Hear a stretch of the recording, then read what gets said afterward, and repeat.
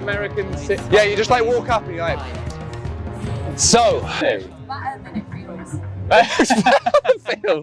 This is Pretend. We are here with Soccer96. We're here with Danalogue from the band, and we're very happy. How are you feeling? Because the last time you were here, you were playing with Comet is Coming, right? That's right, yeah. So how does it feel to be coming from? So that time you were headlining the main stage. Yep. And now you are closing on the Sunday night on Lush Life. Yeah. Do you feel like, you know, how does that feel to go from like being in the main stage band? This is your own project rather than playing with Shabaka. How does that feel for you guys? Well, I mean, Comet is Coming is my own project as well. Okay. So I mainly produce it and I mix all the records. Cool. And we it's a straight collaboration. So all three of us write. I do a lot of the arranging and a lot of the editing down the tracks and the post composition as well. Yeah. So basically what's happened is we have just been so busy with Comet that it's kind of taken over our lives for like about 5 years. So in that period of time we obviously built up For sure. our profile and the kind of shows that we've been doing. So yeah, we were just ready at that point to headline the main stage. Yeah, it was such a good set. Were you there? Yeah, I really enjoyed it. So that was magnificent. Then what's happened this year is that what we're doing is having basically a year off from Comet. Okay. We're doing a Soccer96 album, which is going to come out next month. Shabaka's doing a Sons of Kemet album, which came out earlier this year, and so we'll do a year's touring with Soccer. Shabs will do a year's touring with Sons of Kemet, and then we'll reform as Comet next year. So because we're at the beginning again of a Soccer cycle, this is exactly the kind of stage we want to play. We want to play a smaller stage, close out festival 10:30, nice late slot. Yeah, our music works well at night. And then next year, whatever, we'll come back on the main stage. Let's pull the curtain back a little bit. Should we go and enjoy the lovely lake? Like, where do you draw a line between your projects? So with Comet, obviously it's, you know, they're not entirely dissimilar projects. Where do you draw the line of what, like, this is a Soccer96 song, this is going to be a Comet song? Is it only when you do the collaborative stuff that you're like, this is a... It's kind of simple, really. We just hit the studio with Comet, and then that material becomes Comet is Coming. And then when we hit the studio with Soccer, that's the Soccer. Soccer so you're not like writing separately and just being like, what the fuck am I going to do with this song? No, because actually we don't really write songs.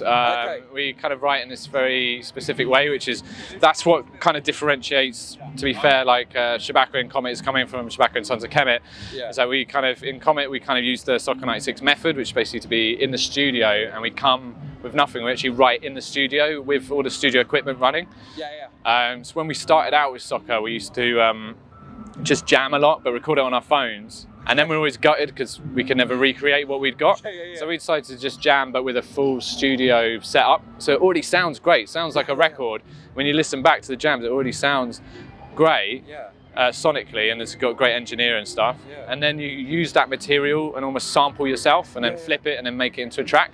So when we work with, I don't actually bring anything. Sometimes I bring a couple of riffs or a couple of melodies or whatever, but on the whole, we write in the moment, on the day, and that's how you get all the excitement. Yeah, and that makes it so much easier to like differentiate, because you work in so many, like quite a few projects. It makes sense that everything happens in the room to make that happen as an exciting thing, I think.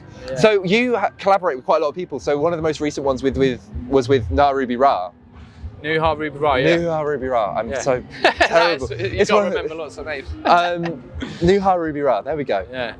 So one of me, and she's someone who I find her more in sort of indie and post-punk scenes than I do with you guys. And I think that this with Comet is Coming and with Soccer96, like, yes, there's a loud saxophone, but I don't think of it as a jazz band. And this is a jazz festival. It's taking more of a dance music slant. Do you think of yourself as a jazz musician? Because I think of your projects as being rock music fronted by saxophone. Right, I see what you mean, I mean, genres are so tricky, and I think they're useful for like archiving stuff or like record stores or whatever, or like finding new music on Spotify, but I think generally at the moment all music is kind of becoming more and more bifurcated, you know what I mean? So it's splitting off, and it's gradually all the genres are kind of blending, and I think it's a wider thing to do with consciousness and like human race. I think now we're becoming more and more open to gender, like different gender kind of vibes and different like sexualities, and like you know, compared to, you know, like 20 years ago, it's like people are more accepting of like the blurred edges between stuff. They're more accepting of a spectrum, and I feel like as we grow into that kind of bit of consciousness, all the music will be more comfortable blurring the lines between genres. So it's not like this is this and this is that. It's more like you can absorb different influences from different parts of the world and different parts of different genres, and then you end up with a brand new sound that only you could have come up with, you know. So yeah, I don't know what we'd call it. I sometimes just call it like astral rock, or like space jazz, or apocalyptic space funk, or whatever.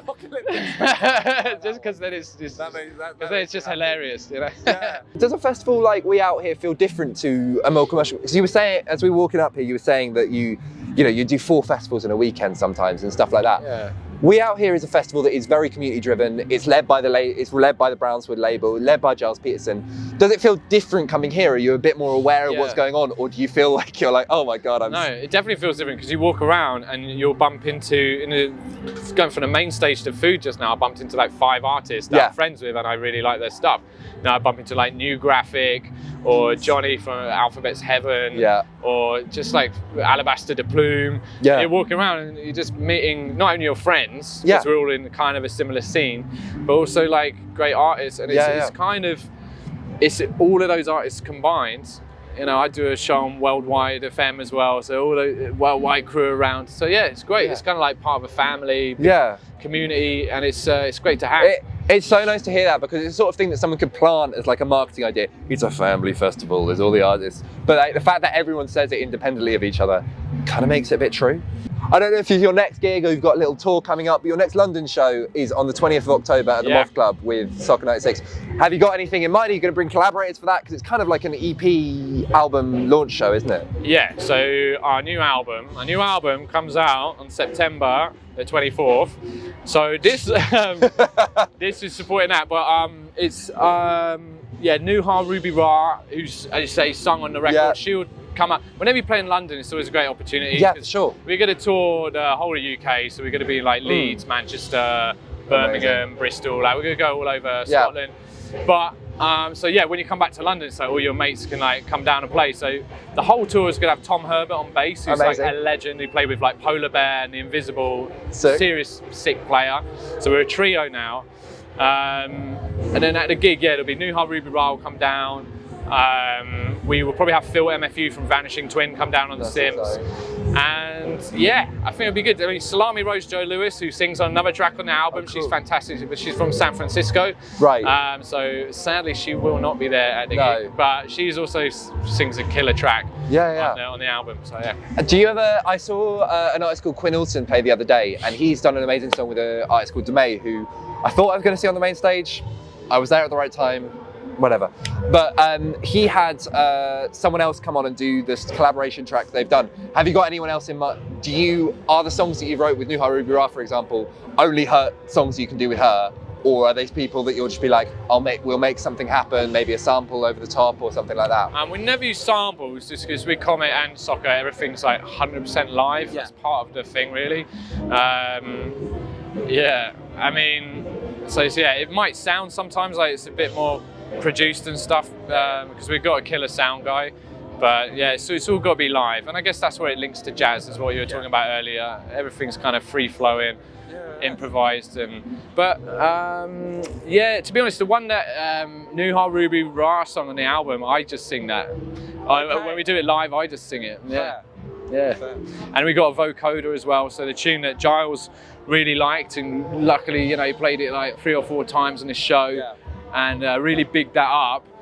That tune is a vocoder, which is like a robot sounding thing, and made famous by groups like, you know, ELO or like the Beastie Boys on Intergalactic and that kind of stuff. But yeah, we used that live as well. Because the album is slightly about our relationship they have with humans and robots, and how we're increasingly becoming kind of like androids, you know? Like, how do we all get here today? Use like Google Maps or whatever. For sure. So like, we're integrating like very like closely with technology, and some of it's great, like we've all managed to get here, this beautiful place. together using our phones and that, but then some of it is like the dopamine receptors in our brain are getting like more and more used to getting our hit of happiness off our social media. Do you know what's got me is that I have so many TikTok things in my head, and I don't like so many of them. I don't like the songs, but they're just ingrained in my mind, and I just find it so yeah, that shit, and I'm just like, this is so in my head now in a way that, you know, there are albums that I've listened to 5-6 times on repeat, and I don't have that connection with, and it's so interesting that like those 15-second hits just really get me. Way down. So the album, got me thinking about it now. So the Soccer96 album out 24th of September. Yes. You're going on a UK tour, you're doing Leeds, you're going Birmingham, London, Manchester, you're doing all the things. Danalogue, thank you so much for taking time to talk to us. It's really appreciated. Yeah, I'm so excited for it. I'm so excited for your set tomorrow. Appreciate that. Nice one. Well, we're out here sheltered from the rain, so this is just a mini reminder to give us a follow on socials. It's at Pretend Online on everything. Make sure to give us a like, give us a comment, maybe even give us a subscribe. Maybe even give us a subscribe on YouTube. Unreal.